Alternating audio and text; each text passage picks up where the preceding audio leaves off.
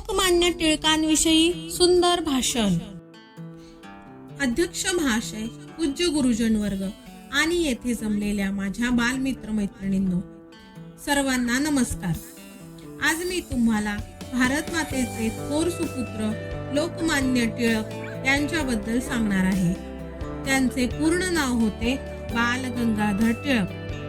त्यांच्या वडिलांचे नाव होते गंगाधर आणि आईचे नाव होते पार्वतीबाई। त्यांचा जन्म 23 जुलै 1856 रोजी रत्नागिरी जिल्ह्यात झाला।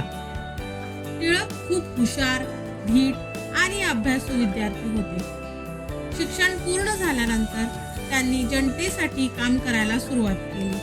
त्यांचं घोषवाक्य होतं, स्वराज्य हा माझा जन्मसिद्ध हक्क आहे आणि तो मी मिळवणारच।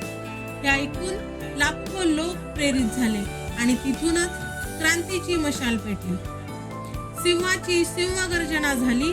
स्वातंत्र्याची नवी प्रेरणा टिळकांनी जनतेला दिली। टिळकांनी सार्वजनिक गणेशोत्सव आणि शिवजयंती सुरू केली, जेणेकरून सगळे लोक एकत्र यावेत आणि देशासाठी एकत्र उभे राहावेत। ते खूप मोठे देशभक्त होते।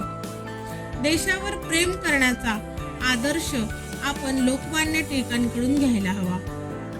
तुमच्या नावाशिवाय सारा इतिहास अपूर्ण आहे। लोकमान्य टिळक, तुमचे कार्यच असे खास आहे। धन्यवाद। जय हिंद। वंदे मातरम।